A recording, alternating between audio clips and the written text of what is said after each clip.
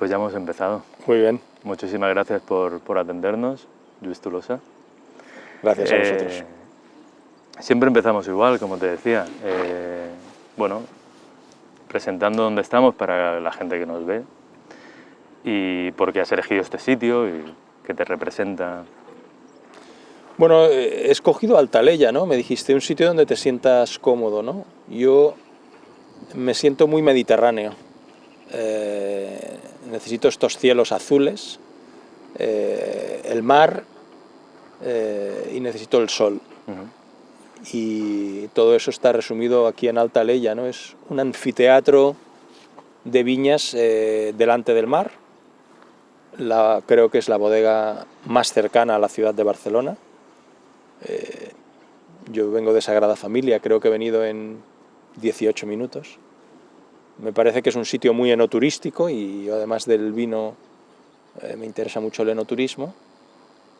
Y bueno, tengo relación con ellos, me gustan los vinos que hacen y creo que tiene un potencial enorme este sitio. Y me siento muy cómodo porque es como muy mediterráneo. Ya sabes que nos quedan muy pocas viñas delante del mar. Sí. Y bueno, quizá esta y Finca Garbet en el Ampurdá son dos de mis viñedos preferidos porque puedo ver el mar, ¿no? Qué bien. ¿Tú eres nacido en Barcelona? Por lo que estás Yo soy viendo? nacido en Barcelona, en el barrio de Gracia, y por lo tanto pues soy bastante urbanita. Me encanta mucho irme a la montaña y a las viñas, pero cuando naces en un barrio como Gracia, pues eres una persona de barrio. Claro. Te gusta conocer todas las tiendecitas del barrio. Vale. Sí.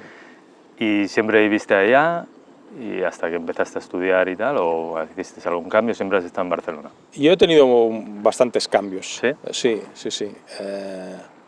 Bueno, el primero es familiar.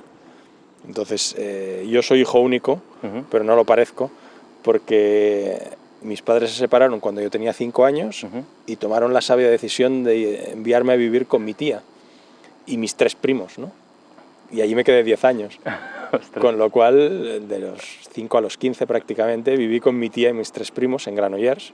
Mira, yo soy de allá. ¿Eres de Granollers? Sí. Pues mira, pues ahí viví al lado dels Esculapis, en Sant Josep de Calassanç, ahí viví pues parte de infancia y primera adolescencia.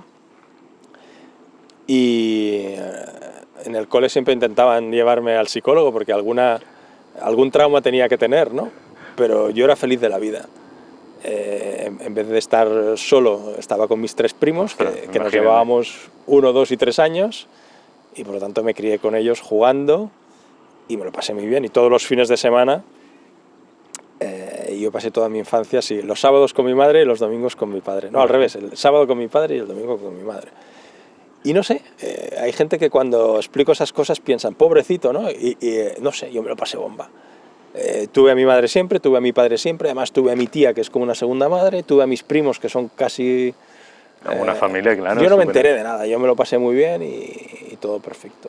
Qué bien. Y a los 14 sí que entonces me dijeron, bueno, ¿qué quieres hacer? Y dije, quiero irme a vivir con mi padre. Porque con 14 años pues quieres hablar de fútbol y de motos y de chicas y esas cosas y tienes más afinidad con tu padre, entonces nos fuimos a vivir juntos.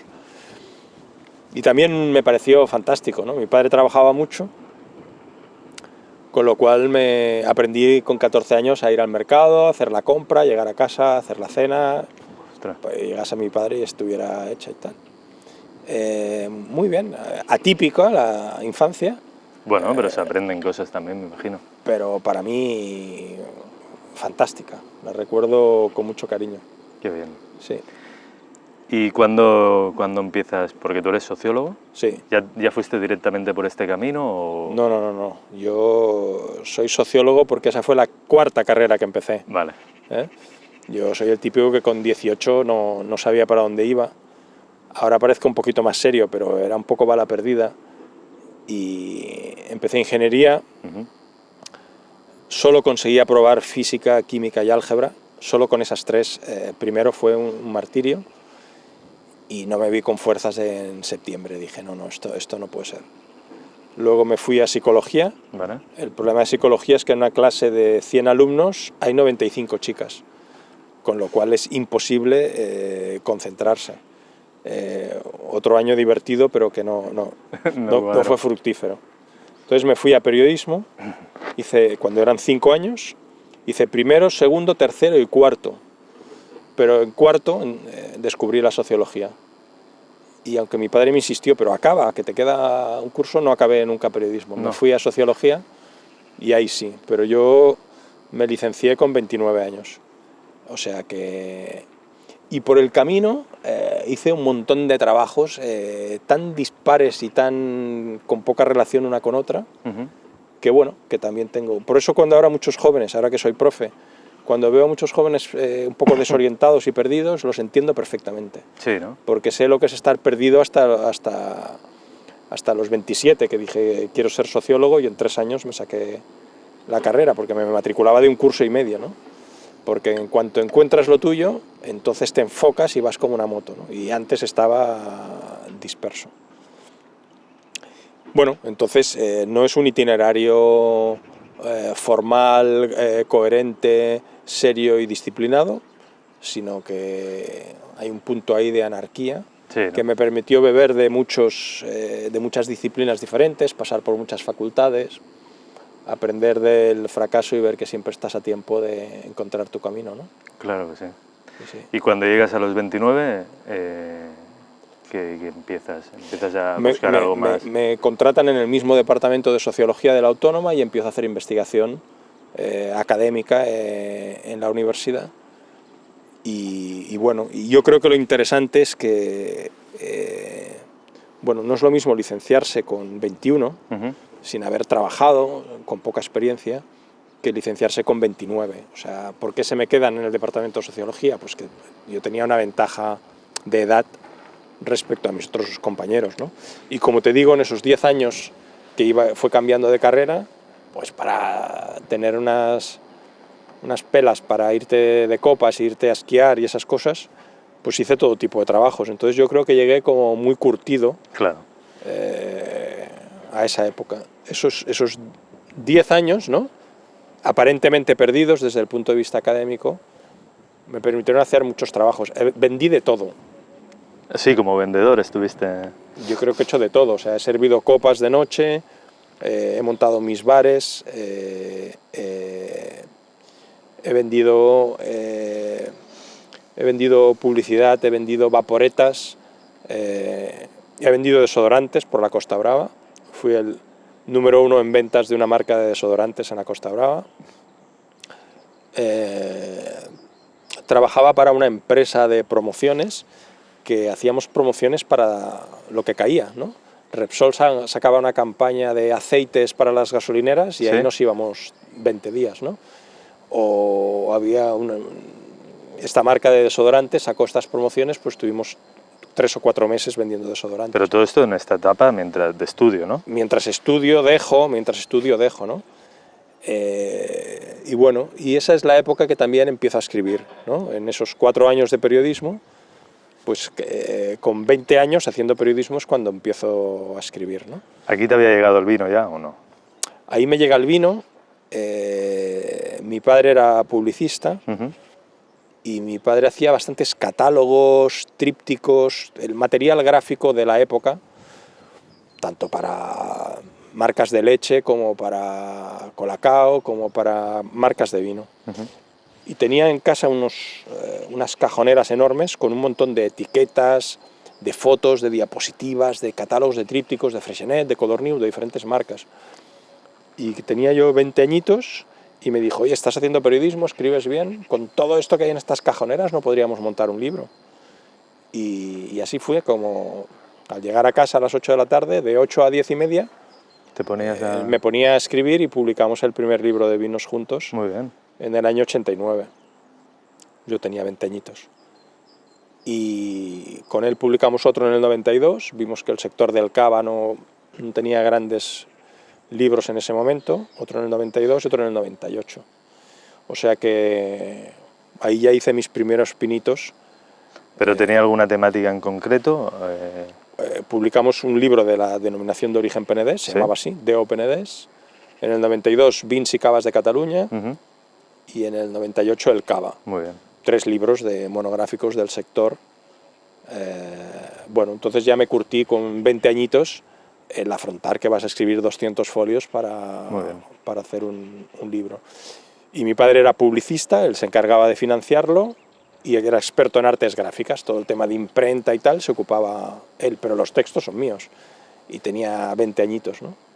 Y en ese periodo también esos libros los vieron un par de revistas y entonces me llamaron un par de revistas y empecé a escribir artículos sobre vino y sobre gastronomía en diferentes revistas, sobre todo la revista Arte de Vivir, que es una revista que sacó el grupo ABC en plan chulo, ¿no? Era una revista de restaurantes, de vinos, de coñacs, de puros, para el bon vivant, para los vividores. Y todos los colaboradores eran de Madrid. Y entonces me llamaron y me dijeron, oye, necesitamos un colaborador en Cataluña. Y entonces cada mes visitaba un restaurante con estrella Michelin y tenía que elegir un vino para acompañar el menú de degustación. Ostras. Por lo tanto me encontré que de repente tenía 25 o 26 años, yo casi ni me afeitaba con 25 años, y me pateé todos los restaurantes con estrella Michelin de Cataluña, comiendo gratis porque eres periodista y luego pagándome el artículo, ¿no? O sea que una oportunidad buenísima. Fue una oportunidad brutal y con un plus, y es que un día el director de la revista me dijo, oye, me han comentado que llegaste con un coche muy destartalado al restaurante, ¿no? Y digo, sí, pero no lo aparqué ni en el parking, lo aparqué fuera, ¿no? Porque yo tenía 25 años, yo tenía un SEAT 127 de quinta mano, ¿no? Y entonces me dijo, bueno, pero eso no puede ser, pero tú no has visto que en la revista tenemos anuncios de Porsche, de Ferrari. Digo, sí. Dice, pues nosotros nos dejan coches para que los probemos, ¿no? Por lo tanto me dijo, a partir de ahora cada restaurante nos pondremos de acuerdo con una marca y te dejarán un coche y irás al restaurante con esos coches. Con lo cual empecé a probar unos cochazos, un Porsche Carrera 4, cuando salió el primer Z1, el BMW 2 plazas, Sí. En la película de James Bond, pues lo pude probar. Cuando salió el Audi TT, bueno, me encontré. Y luego, pues el coche te decía, ¿pero para cuándo lo necesitas? ¿Para el martes? Pues oye, recógelo el lunes y lo devuelves el miércoles o el jueves. O sea que... Con lo cual iba con un Mercedes el SLK descapotable por ahí. 4 días, ¿no? Pues bueno, no sé, son de esas cosas que no sabes muy bien cómo salen. Pero sale. Pero salen. Entonces, bueno, pues todo fue saliendo de forma un poco imprevisible. Y luego he tenido otros trabajos serios, es decir, yo hasta 2010, yo diría que durante 20 años, desde mis 20 hasta mis 40 y pocos, durante 20 años siempre hice esto un poco, lo de escribir sobre vinos, un poco por casualidad y un poco como tiempo libre, como segunda actividad, hasta que hubo un momento en que se convirtió en una segunda actividad bastante remunerada. Vale. ¿No? Y después de tener 2 trabajos bastante serios, en 2010 dije, oye, ¿y si te dedicas solo a esto? ¿No? Y quizá hago un salto importante en 2010 a decir, no, esto no va a ser ni un hobby, ni un ingreso extra, sino que si le dedico todo el día, si le dedico las 40 o 50 horas que dedico a un trabajo serio, pues entonces puede funcionar. Los 2 trabajos serios que tuve, creo que me han servido mucho también. Pero era otro sector más de publicista. Sí, otro sector. Yo una de las especialidades de mi mejor profesor en la Facultad de Sociología, Salvador Cardús, que para mí es una persona muy importante en mi vida, porque bueno, fue mi profesor con mayúscula. Una de sus especialidades era Sociología de la Juventud. Y un día le llamaron de la Generalitat, la Secretaría de Juventud buscaba un sociólogo especializado en el tema. Él me recomendó y fui a una entrevista y al día siguiente, empiezas el lunes, ¿no? Y entonces entré, la Secretaría de Juventud en ese momento estaba en el Departamento de la Presidencia, con la idea de que desde arriba pudieras hacer un plan transversal de juventud con los 13 departamentos de la Generalitat. Vale. Tienes que hablar con el Departamento de Treball, y con los departamentos de Sanidad, y con los departamentos de Obras Públicas para hacer pisos para jóvenes y tal. Con lo cual me hicieron un contrato de cargo de confianza, yo no sabía ni qué quería decir eso, y trabajaba directamente con el conseller en cap, que en aquel momento, la última legislatura de Pujol, 2000-2004, si no recuerdo mal, que nombró a Artur Mas conseller en cap. Bueno, no sabes ni cómo te encuentras con una recomendación de tu profesor de la facultad, te vas a una entrevista y de repente trabajas en el departamento de la presidencia, ¿no? Y bueno, ahí pude vivir desde dentro lo que es trabajar con políticos y lo que es trabajar en la administración. Yo siempre vi que era una cosa provisional para mí. ¿Sí? Sí. Y lógicamente cuando en las siguientes elecciones se formó el tripartit, en cuanto se destituye al conseller en cap, automáticamente todos los cargos de confianza somos destituidos y lo aceptas deportivamente y para casa. Claro. Ni 15 días de aviso, Nada. ni indemnizaciones, ni nada. Es mañana no venga, ¿no? Hay cambio de políticos, de otro colorín, y mañana no venga. Pero fueron 4 años fantásticos porque, bueno, vi lo que es trabajar en presidencia, vi lo que es trabajar con 13 departamentos, crear un plan transversal, vi lo que es tener que montar una comisión parlamentaria para que todo lo que has diseñado sea aprobado en una comisión parlamentaria. Y conocí a muchos políticos, hice buenos amigos, entendí las lógicas de la política, las lógicas de la administración, las lógicas del funcionariado. Todo eso, bueno, te da mucha experiencia. Pude ir a los 41 consejos comarcales, creo que presenté el proyecto en más de 400 ayuntamientos de los 950 creo que hay en Cataluña, y creo que di más de 100 conferencias sobre este tema. Me curtió mucho. También forma parte de mi trayectoria errática en la que tocas diferentes teclas, ¿no? Y en su momento fue uno de los principales especialistas en temas de juventud. De hecho, acabé en la Comisión Europea proponiendo nuestro libro para hacer un libro blanco de las políticas de juventud en Europa. Muy bien. Y yo presentándolo en la Comisión Europea. Aquí estamos hablando que serían 34 o 35, algo así. Sería 29, ¿no? Estamos hablando de los 4 años siguientes después de acabar la carrera. De mis 30 a mis 34, más o menos. ¿Vale? Luego, cuando nos echaron a todos por cambio político, no sé si recuerdas que la irrupción del primer tripartit fue un poco cañera en cuanto a rebatir toda la etapa anterior, el pujolismo de 25 años, y había aquí un jaleo de narices y tal, y me salió la oportunidad de irme a Rioja. Pensé, bueno, puedes volver a buscar trabajo de sociólogo especializado en juventud, pero también pensé, si has sido el director del Plan Nacional de Juventud de Cataluña, ¿qué otra cosa vas a buscar, no? Y dije, cambia de aires. Y fue cuando me fui a vivir a Rioja. Bueno, se dio, como es una entrevista de cuestiones personales, a mí me despidieron un viernes de la Generalitat, y el miércoles yo había pactado con mi mujer que nos separábamos. Ostras. Con lo cual Periodo de cambio. me encontré que el lunes yo no tenía ni trabajo, ni esposa, ni coche, porque en el pacto ella se llevaba el coche, y quedamos que se llevaba los muebles del comedor. Por lo tanto me desperté el lunes, llegué al comedor y no había ni un mueble en el comedor, no había las sillas y las mesas y los sofás y la tele, ¿no? Fue un lunes muy peculiar. Me fui a tomar un cafetito a una terracita y tal, con el solecito y tal, y pensé, bueno, hay una cosa positiva, ¿no? Es totalmente libre, ¿no? No tienes pareja, no tienes hijos, no tienes trabajo, no tienes nada, ¿no? Y si pudieras hacer lo que quisieras, ¿qué harías? Y yo pensé, lo de los vinos me mola, y ahí fue mi primera aventura de 100% vinos. Cerré mi casa, alquilé un coche, y me fui a Rioja, llegué a Rioja y dije, buenas, vengo a hacer un libro de Rioja. Y me propuse visitar 100 bodegas y probar 300 vinos. Así tal cual. A pelo. ¿No contactaste con nadie? Contacté con la denominación? ¿O? Con un señor que había hecho una colaboración con mi padre en el año 94, ¿Sí? o sea, y te estoy hablando del 2004, o sea, 10 años después. Hola, hola, ¿qué tal? ¿Te acuerdas? Sí, sí, sí, sí.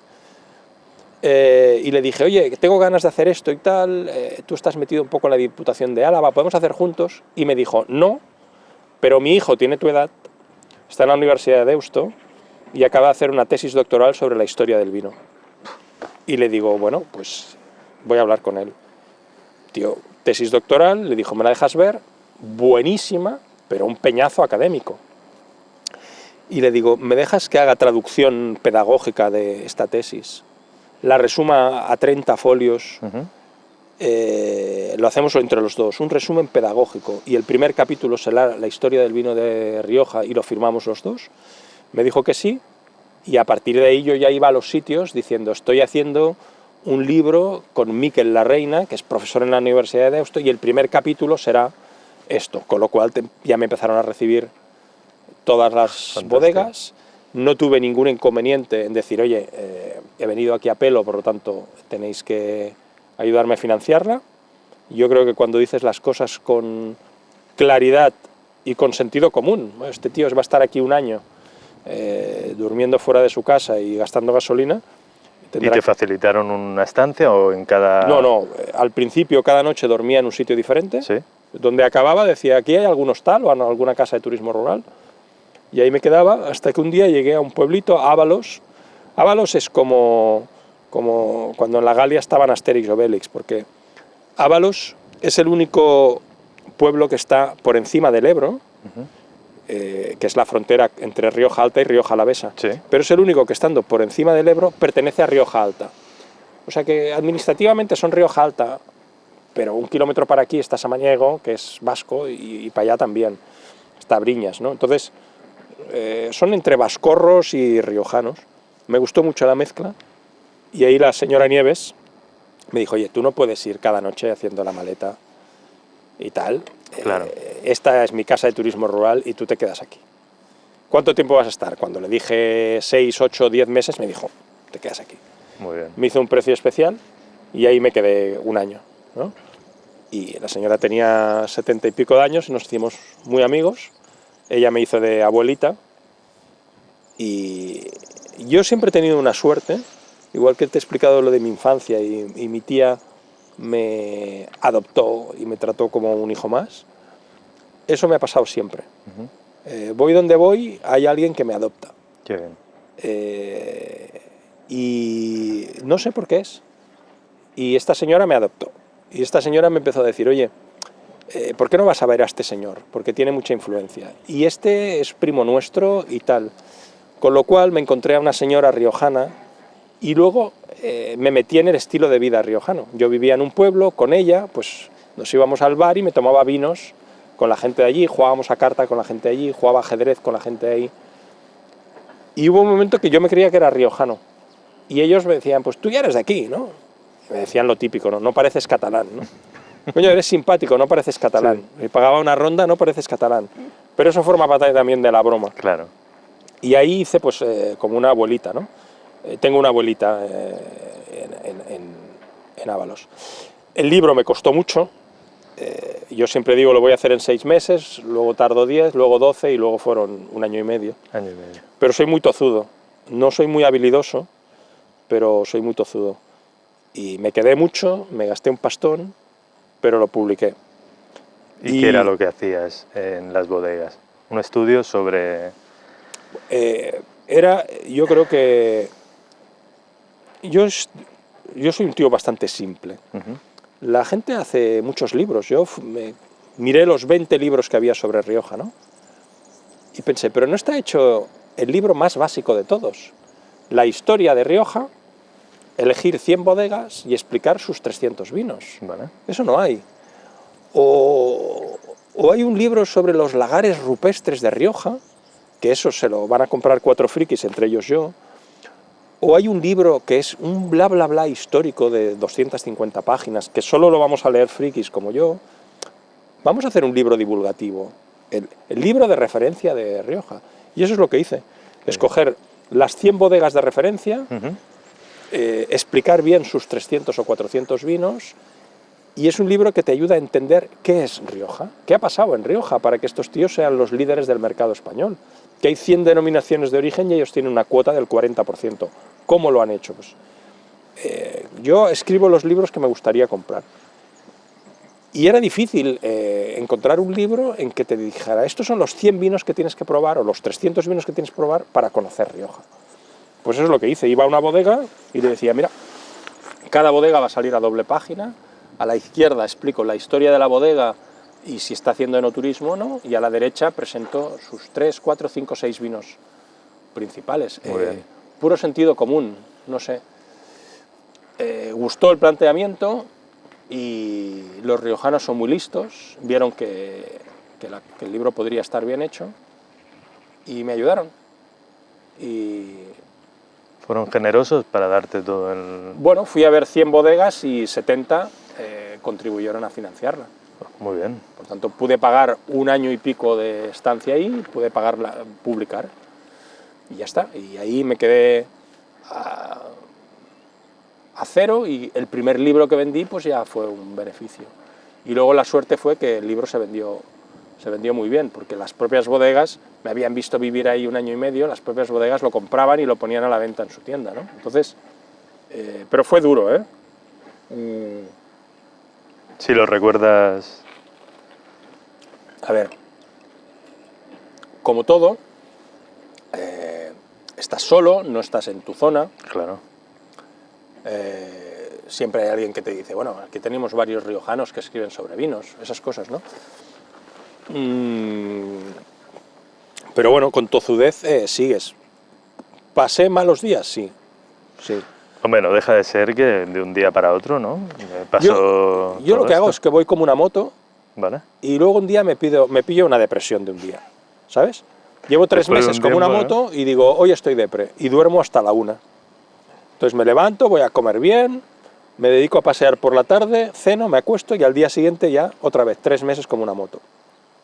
Ya lo tengo como una metodología aceptada, ¿no? Pero hay días durillos. Un día que vas a 3 bodegas, las 3 te dicen que no, Claro. pues llegas a casa mal, eso nos ha pasado a todos.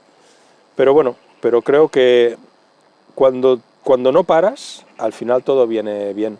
Y luego tuve la suerte que un día recibí una llamada, era Eduard Cointreau, de la familia Cointreau, ¿Sí? de París, de los principales distribuidores de bebidas franceses y del mundo. Yo no lo conocía.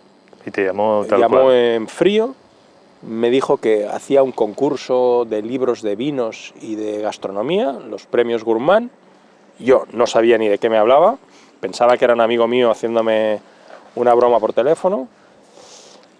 Entré en la web y sí, eso existía, y me dijo, oye, he visto tu libro de Rioja, envíalo al concurso, por favor. Y me dice, cada año se presentan unos 7.000 libros de más de 100 países del mundo, pero me explicó su historia, ¿no? Él era, creo que es el pequeño de los Cointreau, creo que era un poco la oveja negra, el gato, era un poco el gato nocturno. Sí.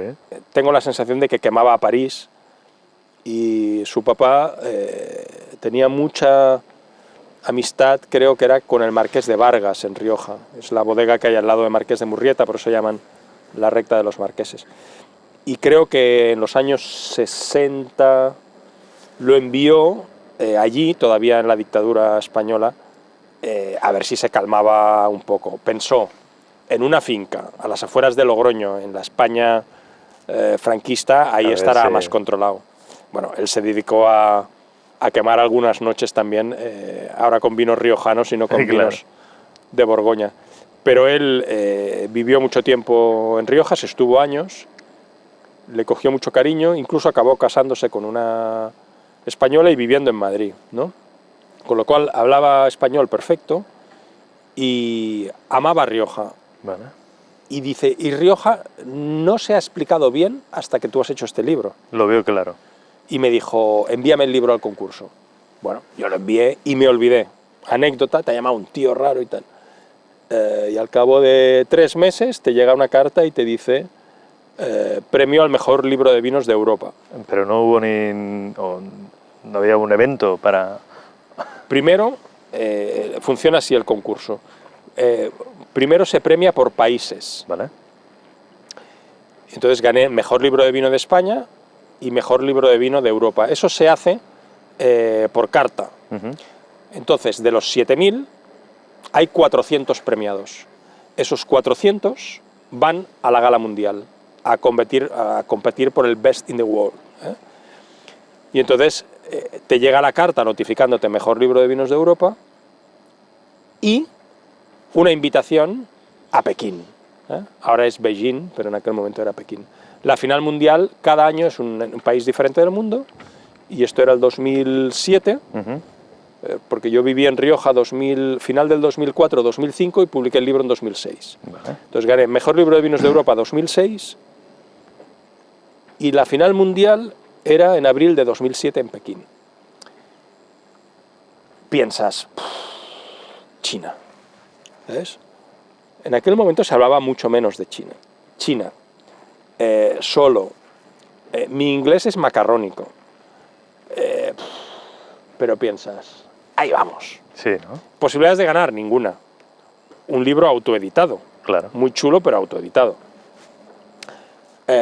Oye, a la aventura. Ahí ¿Y voy. te lo financias tú solo o tienes que...? Te lo financias tú solo. Vale. Es una norma del concurso. Sí, estuvimos con Santi Burrell y me expliqué Exacto. también. Sí, sí.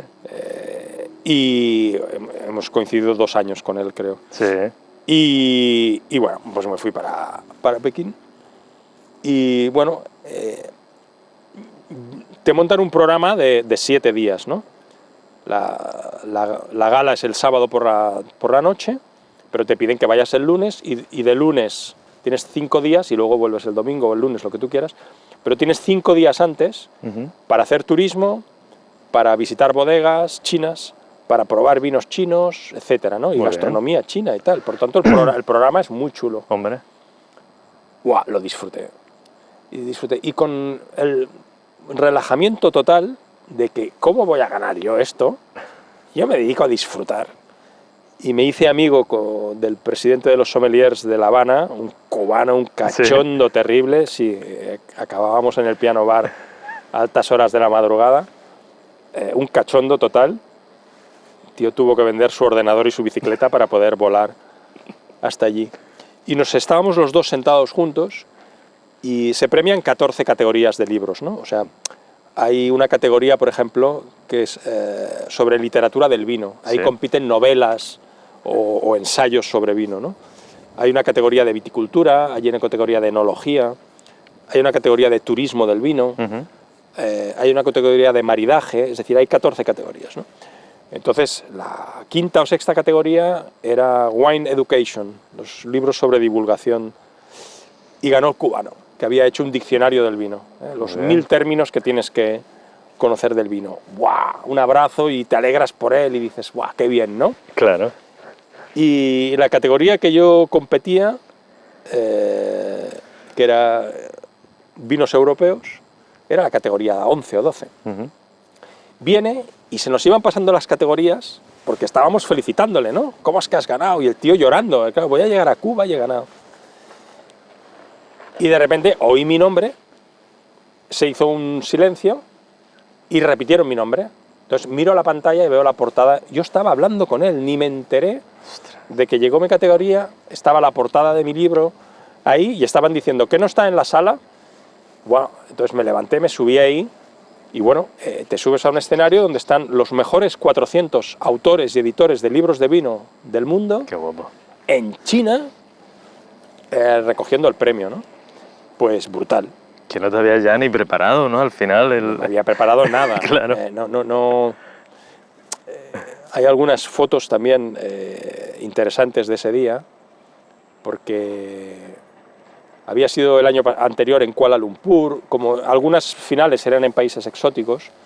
Eduard Cointreau nos pedía que en vez de ir de gala europea, con smoking o con traje o con tal, pues que era divertido también que intentase ir vestido de gala local, ¿no? Vale. Y nos enseñaron fotos de Kuala Lumpur y la gente iba así y tal. Bueno, pues yo me fui a alquilar pues un vestido de gala chino, ¿no? Muy bien. Y se llevan mucho las casacas negras, no sé cómo les llaman. Es como una americana con cuello Mao, el típico Vale. cuello Mao. Sí. Y van atadas aquí, son muy elegantes, ¿no? Entonces están en mate y en brillante, ¿no? Entonces el cubano la eligió mate, un tío sobrio, y iba muy guapo. Pero me dijo, oye, ¿por qué no coges tú la brillante? El tío del alquiler.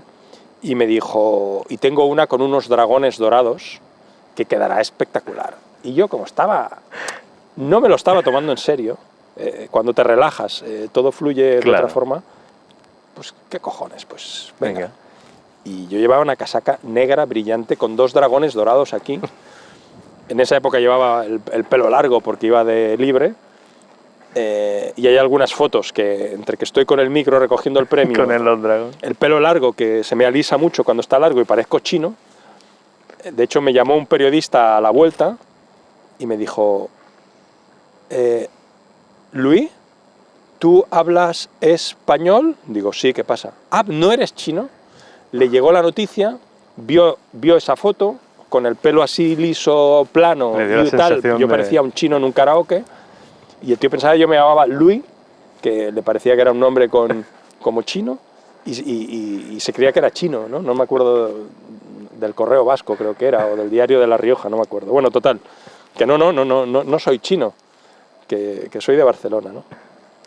Pero bueno, el ganar un premio mundial pues disparó las ventas, las entrevistas, tal, y me olvidé de todo lo que había sufrido por el camino y de lo arriesgado que fui económicamente, ¿no? Porque 1 año y medio comiendo, desayunando, cenando, durmiendo fuera, con un coche de alquiler, gastando gasolina y peajes, pues te gastas un pastón, más pagar un diseñador gráfico para la maquetación, más la impresión y todo, porque lo autoedité. Bueno, un exitazo, ¿no? Esto estamos en el 2000... Pues 2007. 2007. Sí, esos 3 años que fue mi primera aventura de soy escritor de libros de vinos. En 2000, justo pasando esto, me hicieron una oferta en Barcelona, otra vez como sociólogo, para hacer investigación. Y monté el Baròmetre de la Comunicación, que era montar un instituto de medición de audiencias catalán. Vale. Porque las mediciones de audiencias que se hacen a nivel español de los medios de comunicación, bueno, a través del EGM, sobre todo, el Estudio General de Medios, hacen una distribución de muestra muy urbana, con lo cual suelen medir lo que se consume en Barcelona. Tú sabes que en Barcelona hay mucho más castellano parlante y hay mucho más consumo de televisión española o de Telecinco, pero si tú te vas a Girona, la gente no lee El País, la gente lee al Diari de Girona y la gente no ve televisión española ni Telecinco, la gente ve TV3. Entonces diseñamos una muestra que mostrase todo el territorio catalán y montamos un gran estudio de audiencias. Te hablo de un presupuesto de 2 millones de euros al año, con más de 40 entrevistadores y trabajando mano a mano con Nielsen, que es una de las empresas de estudios de mercado más importantes del mundo, que tiene una sede en Barcelona. Y durante pues 3 o 4 o 5 años, 2007 a 2010, ¿Estuviste con esto? Estuve haciendo eso. Volví a caer en la tentación de tener un trabajo serio, de ser sociólogo, de tener un sueldo fijo y de trabajar en algún sitio, no ser un tío que va por el coche y va durmiendo por las casas de turismo rural. Está claro. Me atrapó otra vez la tentación de la seguridad o del sueldo fijo. El proyecto también era chulo porque era montarlo desde cero. Bueno, dejé mi aventura de Rioja de 2-3 añitos como una aventura. Apartada. Y volví a tener un trabajo serio, con un horario y una nómina, y a escribir de vinos en mi tiempo libre. O sea, seguías vinculado al mundo del vino, pero de manera más... Sí. Muy bien. Pero en mi último año, haciendo esto de la medición de audiencias, dije, no, ya te ves con 40 y reflexionas sobre qué quieres en la vida, qué estás haciendo, y dije, no. Y compaginé mi último año haciendo investigación de audiencias con hacer un máster en dirección editorial. Y ahí ya se veía cuál era a ser mi salto, ¿no? voy a profesionalizar más lo que he hecho siempre un poco como hobby, segunda actividad, como... Bueno, y lo hice. En el máster conocí a un pequeño editor, me hizo una propuesta, hacer la primera guía de vinos del supermercado que se hacía en España, la hicimos, el título fue muy bueno, Los Supervinos, era la guía de vinos del súper, y la hice 4 o 5 años seguidos. Acabamos mal. Sí. Uno de los problemas es que sabes que el escritor es como el payés, ¿no? La uva se vende a 30 céntimos y la misma bodega que la ha comprado vende la botella a 12 euros, ¿no? Bueno, pues el escritor sabes que va siempre al 10%, ¿no? Claro. Con lo cual ganaba poco dinero, no sabía si las ventas... Bueno, llegué a ver con certeza que las ventas no eran las ventas que declaraban. Bueno, y ahí te convences ya de que sí, lo que quiero es dedicarme a esto, pero digo, voy a ser autor y editor. Y ahí en 2010 es cuando acabo con las audiencias y digo, no voy a firmar con editores. Monto Tolosa Wine Books y voy a ser autor y editor. Muy bien. Y ahí es donde empieza mi dedicación al 100%, y desde entonces, llevo ya 11 años, publico libros de vinos con mi propia editorial. Con lo cual, como autor tengo mi realización personal y como editorial tengo mi negocio, claro, para poder sobrevivir, ¿no? Y en estos 2 años se me han ido desarrollando, casi sin quererlo, muchas actividades paralelas. Una es que me empiezan a llamar a menudo como conferenciante. Mi base de sociólogo me da, yo creo, un factor diferencial dentro del sector. Los sommeliers son mucho más expertos que yo en hacer catas y análisis sensorial y en describir aromas, colores y gustos. Los enólogos son mucho más profesionales que yo y saben más en cuanto a procesos de elaboración. Claro. Pero yo, con mi base de sociólogo y con todo mi bagaje de hacer estudios de mercado para las audiencias, pues me manejo muy bien con las estadísticas, me gusta la economía del vino, me gusta la historia del vino, me gusta entrevistar a arqueólogos que hacen excavaciones del vino, me gusta hablar con historiadores especializados en historia del vino, me interesa el paisaje del vino, me interesa mucho la psicología del vino, el estatus social del vino, el por qué consumimos, la dimensión social del vino, que es una bebida siempre para compartir, con lo cual me acerco al vino desde 20 disciplinas diferentes, ¿no? Has sabido buscar un hueco, nicho, ¿no? Claro. Me acuerdo que un día la Universidad Menéndez Pelayo me pidió una conferencia de sociología del vino. Yo no había pensado muy bien esa especialidad, la hacía inconscientemente. Claro.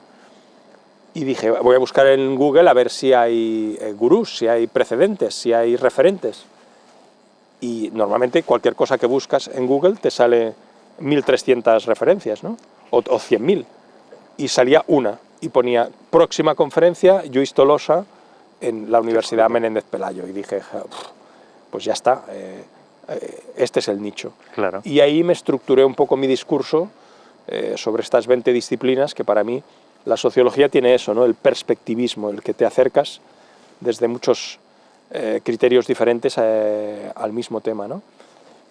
Y bueno, y de hecho eso es lo que he hecho. Mis libros siempre tienen al inicio una gran carga histórica, y la historia te ayuda a entender muchas cosas, ¿no? Claro. Y te ayuda a entender las identidades.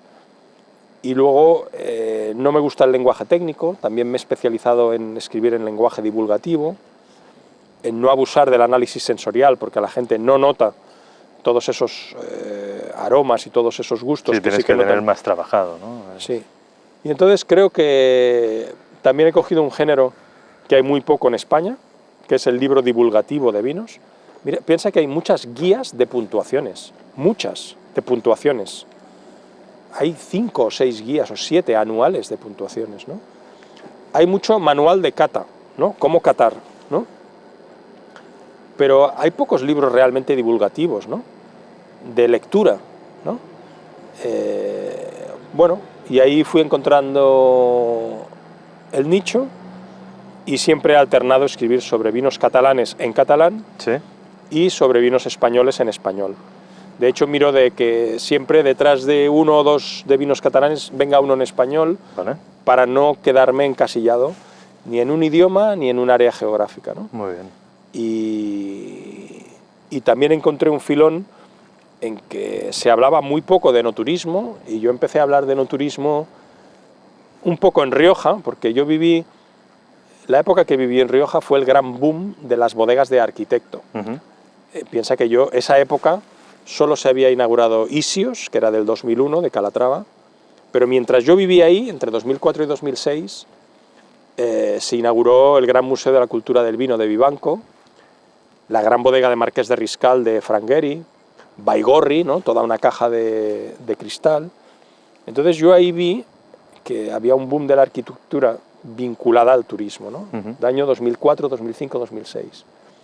Pero realmente mi viaje a California, yo dije, guau, Napa Valley es la meca del enoturismo, esto quiero ir a verlo en persona. Ya ibas con esta idea para ver Sí, eso. dije, aquí hay tema, Vale. y en 2008 dije, yo soy así, ¿no? O sea, si hay tema, me voy a ver al mejor, ¿no? Vale. Y me fui a Napa Valley a hacer un pequeño viaje de estudios, voy a ver qué es eso de Napa Valley. Y como no me gusta la complejidad, porque me aburro, Ujú. me gusta sintetizar las cosas. Hice un decálogo. ¿Qué 10 cosas hacen ellos bien que nosotros no? Y a la vuelta publiqué ese decálogo, Ujú. en forma de artículo, que se publicó en un par de sitios, artículo breve, y en forma de un librito muy pequeño que se llama Cataluña no es California, que era un decálogo. Se agotó en 5 meses, y eso me generó más de 30 conferencias en 3 meses. La primera en un congreso internacional de enoturismo que se hizo en Somontano. Ujú. Y a partir de ahí me bajé del escenario y me empezó a venir de diferentes denominaciones de origen. Puedes venir a explicar esto a Rioja Alavesa, puedes venir a explicar esto a Ribera del Duero. Y hice la misma conferencia 30 veces. Y luego eso se convirtió en cursos de formación. Luego, con el tiempo, pues me he convertido un poco en experto en enoturismo. Y alterno mis libros de enoturismo con mis libros más de cultura del vino. Muy bien. Y también intento que no encasillarme. Si he hecho 2 libros de vinos, miro a hacer uno de enoturismo. Vale. Y si he hecho uno de enoturismo, intento hacer uno de vinos, ¿no? Muy bien. Pero ¿y qué te encontraste cuando llegaste a Napa Valley? Bueno, me encontré un negocio que flipas. Aquí un debate sobre si la visita tenía que valer 5 euros o 10. Y allí la visita mínima valía 40. Aquí el vino vell del Penedès a 3,50, ¿no? O cualquier vinillo a 9 euritos, y allí no había forma de comprar una botella por menos de 25 dólares. Lo económico, 25 dólares.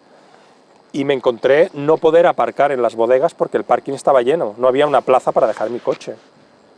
Y me encontré la gente haciendo estancias de 3, 4 y 5 días en Napa Valley, Imagínate. cuando la estancia media en el Penedès es de un día sin pernoctación, es decir, domingueros. Sí, sí. Vi gran volumen de enoturistas, vi un gasto medio altísimo y vi una estancia media larga. Los 3 déficits del enoturismo en Cataluña y en España. Sí. Volumen, gasto medio y estancia, ¿no? Bueno, pues ahí con mi base sociológica intenté teorizar sobre esto y establecí un decálogo de 10, ¿no? De 10. Otra cosa, por ejemplo, abierto siempre, 7 días a la semana, de 10 de la mañana a 10 de la noche. O sea, que está en 100% esto. Aquí ya. solo fin de semana, solo Sí. con reserva previa, o sea, qué rígido, ¿no? Vi allí el sector turístico muy implicado en esto, y aquí vi impulsando el enoturismo desde el sector del vino, y la gente diciéndote, es que si hemos trabajado de lunes a viernes y el sábado hacemos visitas, ¿cómo quieres que hablamos el domingo? Y tú diciéndole, pues por turnos, ¿no? Claro. Como hace un hotel.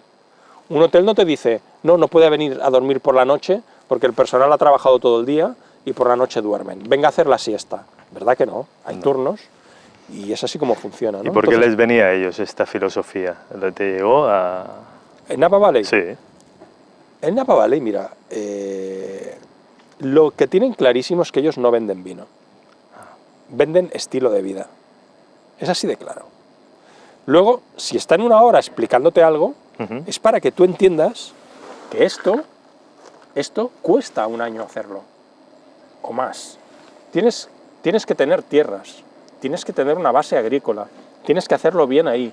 Luego tienes que tener un edificio industrial para elaborarlo. Y luego, esto a lo mejor pasa un año en botella, o sea, un año en barrica y un año en botella. Por lo tanto, hay 3 años de inversión en ese vino. Por lo tanto, esto vale $40, ¿no? Y la gente dice, lo entiendo, Claro. ¿no?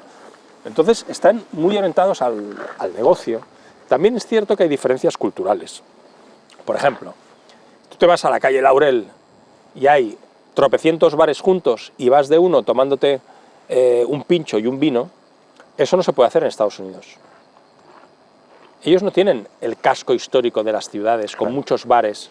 Por lo tanto, ¿dónde van a hacer eso? A Napa Valley. Claro.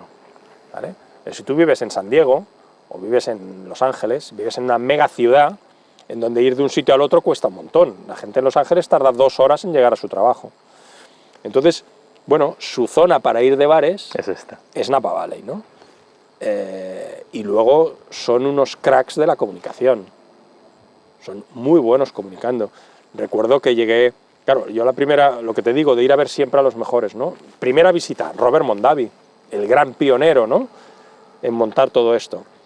Y recuerdo perfectamente llegar y que me estuviera esperando una tía espectacular en el porche, una tía de 1,85 m, con un traje chaqueta negra, con un escote hasta aquí abajo, con un taconazo así, guapísima, una negraca guapísima, con un inglés impecable y toqueteando un poco el español, Vale. y diciéndome, Luis, y dices, no me lo puedo creer. Qué fuerte.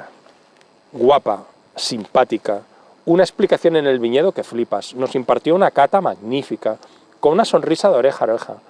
O sea, muy profesional, divertida, con buena imagen, o sea, todo estaba cuidado. Claro. Yo me gasté 240 euros en Robert Mondavi. En cada bodega no bajaba de los 200 euros por bodega. Ya te invitaba, ¿no? Todo el entorno, todo como estaba montado era eso. Es lo normal. Entonces ves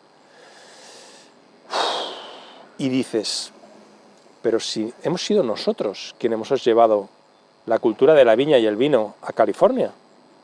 O sea, los jesuitas, desde México, desde Querétaro, cuando empezaron a evangelizar el norte, California, sabes que fue Estado de México, fue uno de los últimos que se independizó, pero las misiones jesuitas fueron las que establecieron, o sea, pero ni siquiera tenemos ese relato, ¿lo ves? Sí, sí. A nivel mundial no tenemos ese relato. Es verdad. No tenemos el relato de que en 1492 fuimos nosotros quienes llevamos la cultura de la viña y el vino a todo un continente. No hay ese relato. No.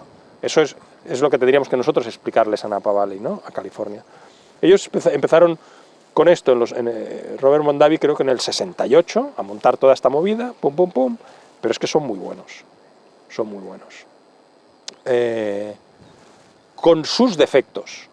Hay cosas que me parecen un poco como de cartón piedra, hay cosas que me parecen muy turísticas. Sí, pierde autenticidad a lo mejor. Hay cosas poco auténticas, es cierto que se cuida muchísimo que todas las bodeguitas den a la carretera y tengan el jardín muy bonito.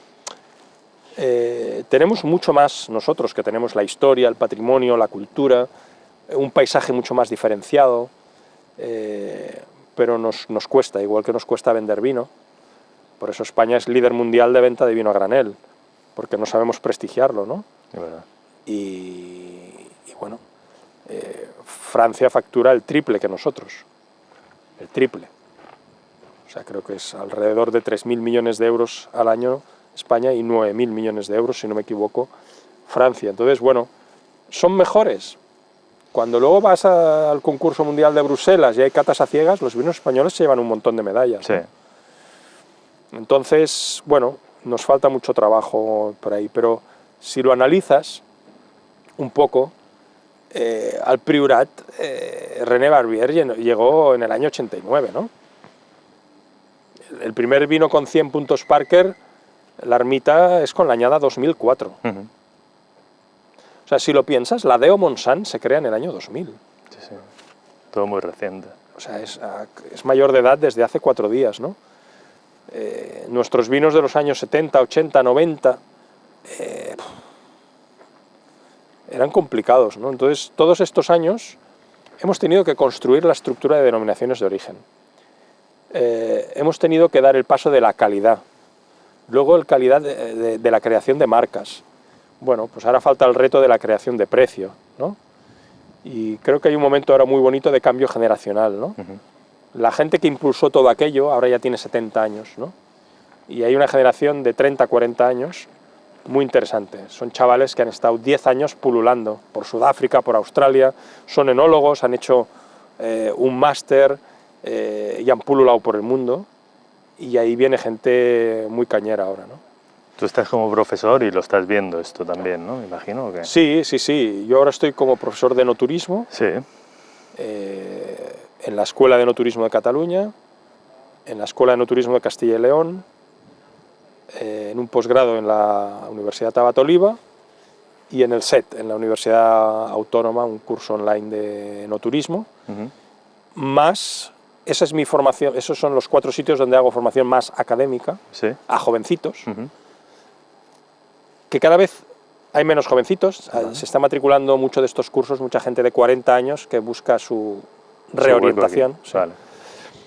Pero luego hago mucha formación a empresas. Son 2 cosas muy diferentes. Me encargan muchos cursos de formación para el personal de enoturismo de una bodega, ¿no? Y entonces es muy diferente. Ahí tienes gente que está todo el día recibiendo visitas y que por lo tanto todo lo que tú puedas teorizar, ellos al día a día te dicen esto funciona, esto no, es muy diferente, más orientado a lo profesional. Pero la parte académica, bueno, te enriquece mucho también. Te exige ordenar el discurso, Sí. por lo tanto, para ti mismo es un esfuerzo muy interesante, y luego te hace que lo que expongas pueda ser contrastado, por lo tanto te cuestiona muchas veces. Tiene una parte ilusionante, y es poder ver cómo alguien de aquí 2 años puede entrar en el mercado laboral como profesional, es bonito. También, como yo pasé esa época de desorientación como veinteañero, pues te ayuda a orientar a alguien, y eso también es muy bonito. Ver a alguien totalmente perdido, coge el camino que le dices y en 2 o 3 años está flipando con lo que hace, entusiasmado, haciendo otro curso, otro máster, formándose más. Bueno, también ha venido un poco sin buscarlo. Sí. La docencia me han llamado y he ido diciendo que sí. Las conferencias también no lo he buscado, llamaron, han ido llamando cada vez más. Y últimamente, desde hace un par de años, yo jamás me había utilizado la etiqueta de consultor, pero me pedían consultorías, yo decía que no, y hasta que un día dije, oye, ¿por qué no? ya, ¿por qué no? Y entonces llevo 2 o 3 años haciendo consultorías. Se ha convertido en una de mis actividades principales. Sí. Sí. Y me interesa porque, bueno, te obliga a responsabilizarte de un proyecto. No solo me encargo de la parte de análisis, que es la más fácil, y la parte de planificación, sino también de la parte de ejecución. Pero siempre desde el punto de vista de enoturismo. Enoturismo, sí. O sea, ¿te llaman partiendo de cero, digamos, o de su base? Sí, por ejemplo, el Consejo Regulador de la Denominación de Origen Rioja. Sí. Bueno, pues he sido los 2 últimos años consultor en enoturismo premium. Muy bien. Un día les dije, oye, lo hacéis todo bien, pero hay que subir el nivel. Sí. Eso se llama enoturismo premium. Sí.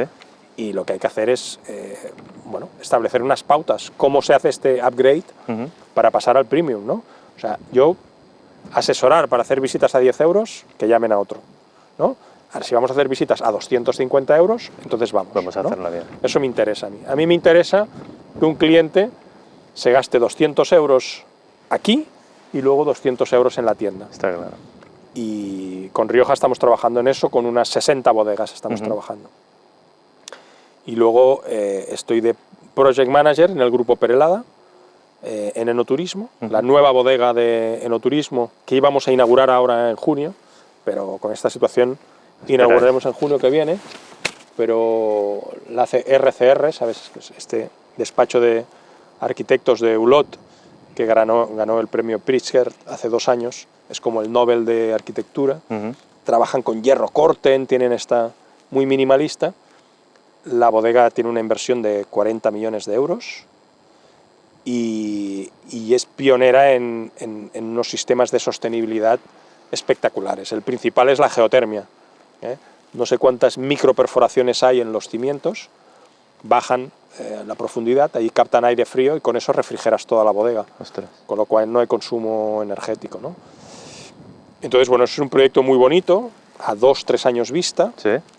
y se trata de planificarlo y ejecutarlo. Es decir, que mi trabajo principal no es diseñarlo, es implementarlo cuando llegue el momento. Y luego consultorías pequeñas que he hecho para pequeñas bodegas. A veces son consultorías de un día. Me paso un día contigo, explícame qué quieres hacer, Te transmito. te doy mi opinión sobre qué creo que vas bien y qué no, y lo que yo haría, y aquí acaba nuestra relación y haz lo que quieras, porque mucha gente no hace lo que le recomiendas. Sí, claro. Y por tanto a veces también va bien un tipo de consultoría sin compromiso, ¿no?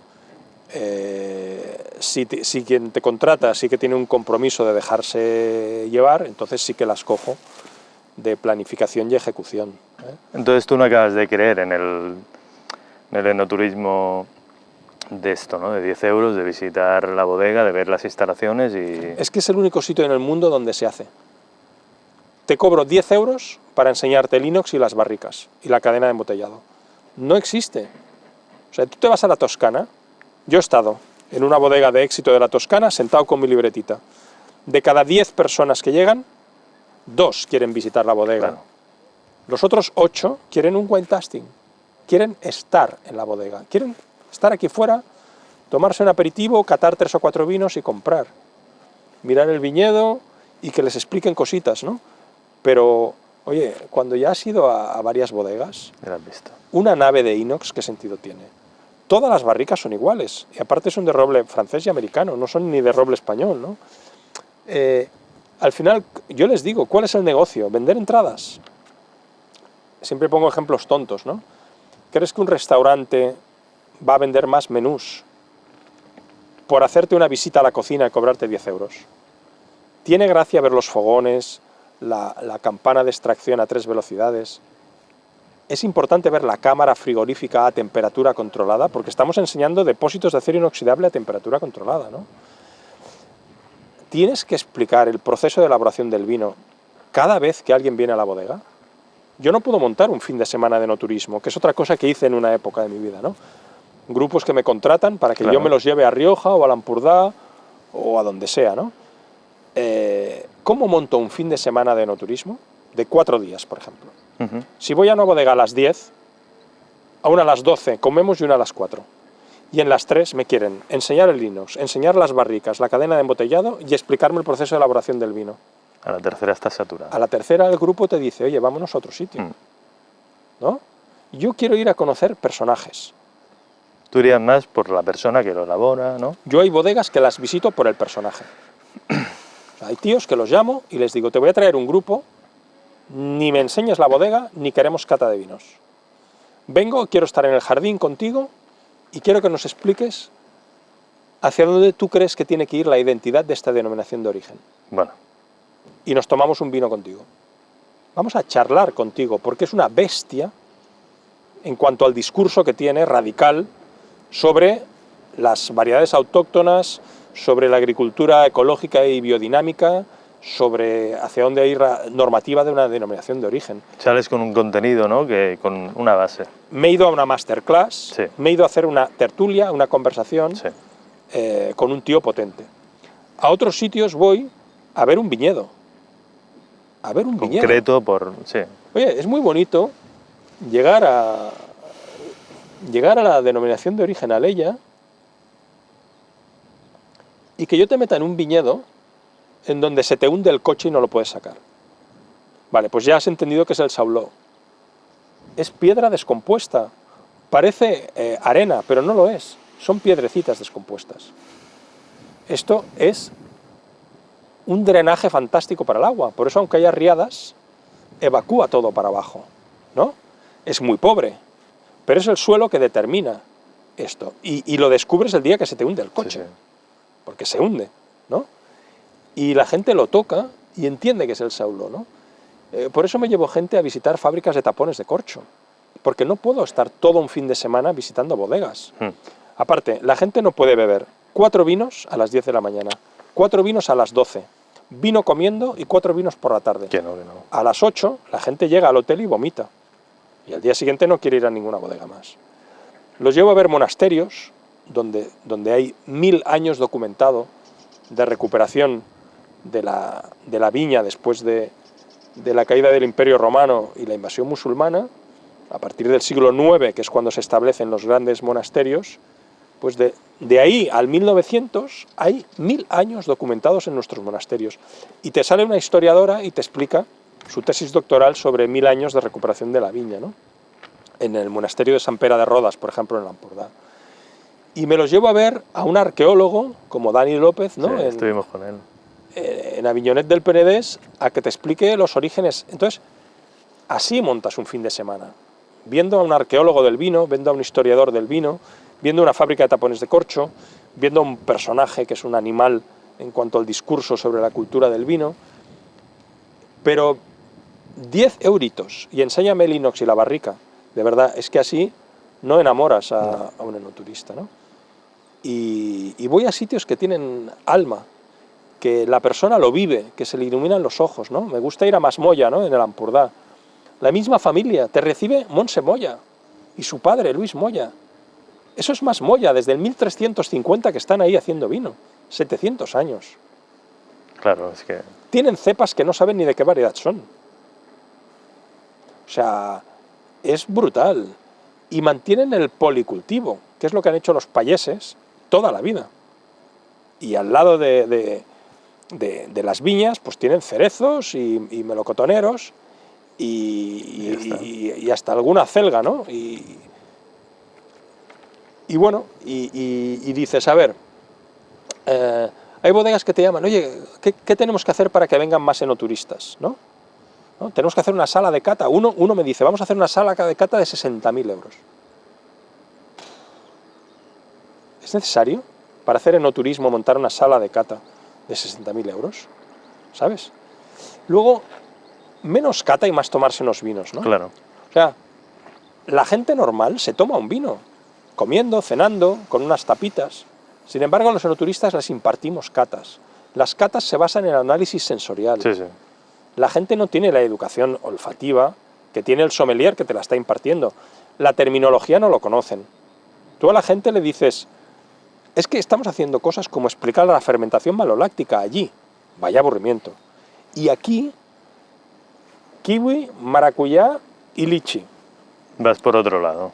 Oye, la gente no lo nota. No lo nota. Siempre pongo el ejemplo de la música, ¿no? Yo recuerdo un fin de año que pasé en Praga. Y el día 1 me dijeron que hay una ópera que hay que ir, ¿no? Es la ópera que es el himno nacional, es como el símbolo nacional checo. No tengo ni idea de ópera. Y por supuesto no hablo checo. Estuve 2 horas llorando, ¿no? La música es emoción, ¿verdad? Te pone alegre, te pone triste o te hace bailar, ¿no? Me parece que el vino tiene más que ver con eso. Ahora tú imagínate que alguien quisiera, mientras yo escucho la ópera, decirme, mira, aquí, eso es un fa sostenido. Aquí hay un sol, aquí hay un la. Esto te ha emocionado porque hay una corchea. Pierde el encanto. Oye, déjame en paz. Claro. Bueno, pues con el vino a veces tenemos la ficha técnica al lado y parece que hay que estar aquí buscando si notas el lichí. Oye, me la Sí, sopla si no el lo lichí. notas ya, ostras, has Claro. fallado, ¿no? Entonces, ¿que tiene que haber análisis sensorial? Sí. ¿Que ha hecho una función importante en la divulgación Sí, de la claro. cultura del vino? Sí. ¿Que debe haber especialistas? Sí. Pero la gente hace enoturismo el sábado, con su chica. El enoturismo es romántico, con su chica y con los suegros. Y el chaval está aquí, no, os voy a llevar a una bodeguita al Taleya, ya veréis que estemos a gusto, con los suegros. No y van a hablar- como estamos ahora, ¿no? No van a hablar de la fermentación maloláctica ni van a buscar si el suegro encuentra el lichí. Se trata de que estén a gusto, ¿no? Todo esto que es de puro sentido común hubo un momento en que parecía revolucionarlo decirlo. O sea, te pagan conferencias para que vayas a decir eso. Y dices, bueno, pero es puro sentido común. Cuando tú te llevas 16 personas, 3 días contigo a Rioja o a Lampurdá, eso te pone a prueba, ¿eh? Sí, ¿no? O se lo pasan bien los 3 días, o la gente se queja. Claro. Oye, la pareja cuesta 1.200 euros por pareja. Tiene que haber dinamismo, no puede ser... O sea, o lo montas bien, o no hace falta ser sociólogo ni haces másters, ¿eh? No. O sea, tienes un tío que te dice, oye, he pagado 1.200 euros, ¿qué vamos a ver? Más inox. O sea, no es que yo sea un lumbreras, es que lo ves. Es que lo ves. Bueno, está leyendo que también estás haciendo estudios o has estado en China, ¿no? Bueno, como te decía, intento conocer de primera mano los que lo están haciendo mejor. Vale. Entonces, los 2 casos de enoturismo más emergentes en estos momentos en el mundo, creo que son China y México. Los 2 son totalmente diferentes y los 2 son totalmente desconocidos. Lo de China es brutal, pero como lo hacen todo, a lo bestia. Pero para que tengas una idea, la Cité du Vin que abrieron en Burdeos hace 2 años y medio costó 80 millones de euros. La Wine City de Changju en China, 800 millones de dólares de presupuesto. Van con la idea ya... Simplemente dijeron, si Burdeos gasta 80, nosotros 800. Así. Y por el camino han dicho, no, vamos a subirlo a 1000, que es más redondo. Es brutal. He hecho 2 veces la visita de obras. Brutal. Es como llegar al aeropuerto del Prat. O sea, descomunal lo que están haciendo. Piensa que ahí está la nueva bodega de Changju, Sí. Para producir 400 millones de botellas al año. Es lo que produce toda Rioja. Las 600 bodegas de Rioja producen eso. ¿Ellos por dónde van? ¿Para gestionarlo solo ellos, lo suyo y ya está? Claro, tienen 1.300 millones de chinos. Ya está. Todo está orientado al mercado interior. Y fuera. Y entonces, enfocado al enoturismo, ¿sabes? Si hay un gran fenómeno en China en estos momentos, es el turismo interno. Con lo cual dicen, tenemos 1.300 millones de personas de potencial. Claro. Brutal. Como vieron que esto está, porque Yantai, que es esta zona vinícola donde está Changju, esta es otra cosa, Changju, nos pensamos que los chinos ahora lo copian todo. Changju se fundó en 1898.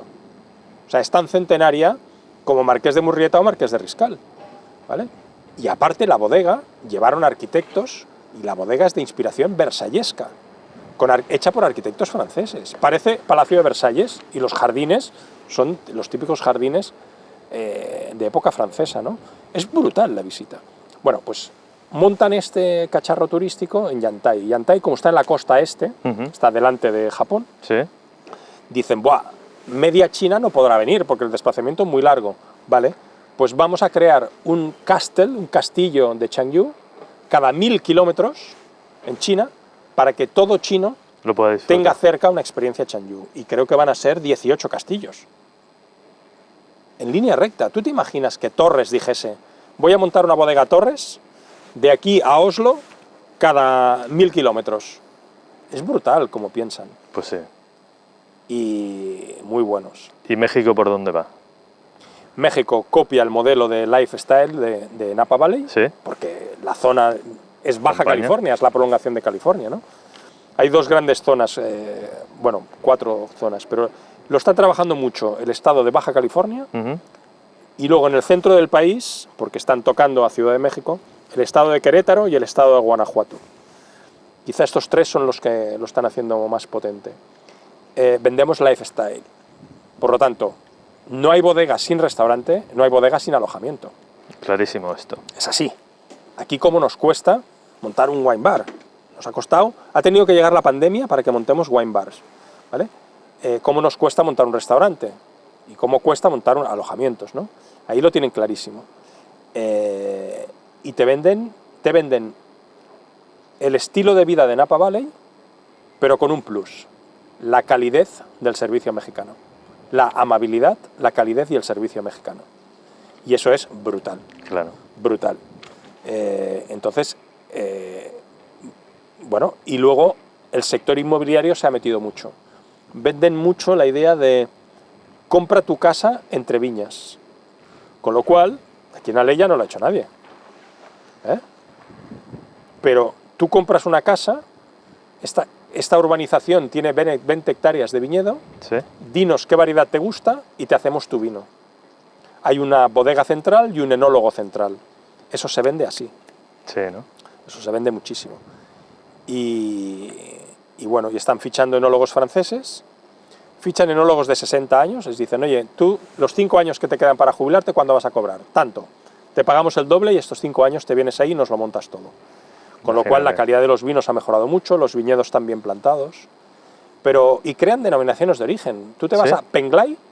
Penglai es una gran zona agrícola donde hacían sobre todo sandías y cerezas. Abren un hueco con un compás, aquí hay una denominación de origen, se hacen 100 parcelas y dicen en 3 años vamos a construir 100 bodegas. Y cuando vas al año siguiente hay 52 bodegas en obras. Y cuando vas al otro hay 70 bodegas en obras. O sea que se dice y se hace. Se dice y se hace. Sí, sí. Y brutal, sus planes estratégicos son brutales. O sea, te abren, salen con un rollo de estos de arquitecto y su plan estratégico hacen así y por países te explican cómo lo están haciendo, ¿no? Han comprado en 6 años, compraron 100 chateaux en Burdeos. ¿Para qué? Inviertes en patrimonio, esa inversión inmobiliaria, un chateau con las viñas, el personal ya es personal propio y por lo tanto te lo vas llevando a China cuando quieras y tienes sitios donde los chinos que estudian enología y sommelier hacen las prácticas. Autogestión. Han montado un puente aéreo increíble. De Llantalla a Burdeos, unos cracks, muy buenos. ¿Qué nos faltaría a nosotros? Mucho. Bueno, nos falta creérnoslo. Tenemos muchos más recursos que México, que China, incluso que Napa Valley. Pero no nos lo creemos. No nos lo creemos y no nos lo creemos desde la base. O sea, este cable en la Toscana no estaría. No. Esto no. En la Toscana no hay cables eléctricos. Sin embargo, el Penedés está triturado por cables eléctricos. Pero es que por en medio de Viña Tondonia quieren pasar una red eléctrica. ¿Sí? Sí. O sea, trituramos el paisaje del vino. Por ejemplo, el Penedés se sigue debatiendo en si se ha de ser el gran centro logístico de Barcelona o la gran zona vitivinícola. Las dos cosas no pueden serlas. Tú no puede ser que para ir a una bodega tengas que pasar por 4 polígonos industriales, porque no es creíble la zona. No es creíble. No entienden, mucha gente no entiende, que en la Toscana una casa vale 8 millones de euros, una casa rural, porque el paisaje está impoluto, es romántico. Y ves una foto y dices, un día iré ahí. Claro. ¿Vale? Y por eso vale 8 millones. Pero por 400.000 euros te compras una masía del siglo XVII en el Penedés. Porque como al lado tiene un polígono industrial y 4 cables de la luz... Ya ha perdido todo. Ya ha perdido todo su valor. Eso no lo vemos. Ahora viene una nueva irrupción. Los parques eólicos, que de sostenible no tienen nada. Vamos a arrancar viñas de forma increíble. Terra Alta... Terra Alta está haciendo una lucha... Conca de Barberà... Sí, sí. Priorat luchando contra los parques eólicos. O sea, lo trituramos. No nos lo creemos y lo trituramos. El precio mismo de la uva. A 29 céntimos el kilo de uva. Oye, yo tengo una frutería delante de mi casa y compro uva de postre y la pago a 7 euros. Y para hacer vino a 29. O sea, no puede ser. Entonces, son muchas cosas y son todas mentales. Psicológicamente no ponemos las cosas en orden y no planificamos el subir de nivel. Es complejo, te lo he resumido en 5 minutos, en 3 minutos, pero hay muchos factores, Y Lluís, ¿estás en alguna cosita más? ¿Tienes algún proyecto? Sé que ahora está complicada la cosa, porque... Bueno, estoy en esta multiactividad de profesor, consultor, conferenciante, escritor y editor. O sea, que no es poco. Y ahora, concretamente, estoy haciendo la guía de enoturismo de la Conca de Barberà. Muy bien. Una perla por descubrir, que alguien puede pensar que es muy rural, la Conca de Barberà, y creo que en estos momentos es la DO más revolucionaria de Cataluña, un boom brutal de los vinos naturales, de los vinos sin sulfitos, de la apuesta por las variedades autóctonas, no solo la Trepat, que es la conocida, sino en blanco la Parellada y la Macabeu, mucho monovarietal de Parellada y Macabeu, que son dos variedades que en Cataluña no se hacen mucho en monovarietal, ¿Sí? con mucho discurso, con mucha autenticidad, con mucha gente joven, bueno, una movida muy potente, incluso te rompe los esquemas a la hora de catar, ¿Sí? porque te cambia los registros habituales. Vinos Otros turbios, parámetros, ¿no? Claro. vinos de color naranja, vinos con sabores a mosto, a jugo de frutas, vinos con muy poco alcohol, con 11 grados y medio, vinos en madera vieja, especialmente para que no se marque tanto la madera nueva. O sea, ahora es difícil poner un 89, un 90 o 91, porque son cosas totalmente diferentes en otro registro de sabores, de gustos. Un desafío y me lo estoy pasando muy bien. Qué bien, Y creo que será una guía pequeña, pero un pequeño tesoro. qué bien. Pues Lluís, siempre acabamos preguntando qué es el vino para el invitado, más o menos ya lo has resumido un poco, pero si quieres nos puedes decir qué representa para ti. Mira, para mí el vino es algo muy parecido a un libro. Para mí tomar un vino es como leer un libro. Y lo que me gusta es tomarme un vino y saber leerlo. Saber por qué es así este vino, por qué han hecho este vino. ¿Por qué esta bodega? Me gusta saber por qué esta bodega hace vino. ¿Y por qué ha hecho este vino? ¿Y por qué ha elegido esta variedad? ¿Y por qué ha mezclado 3 variedades y no me lo hace en monovarietal? Me interesa mucho el porqué, tanto la motivación como el porqué de todos los que podría haber hecho, y intentar entenderlo.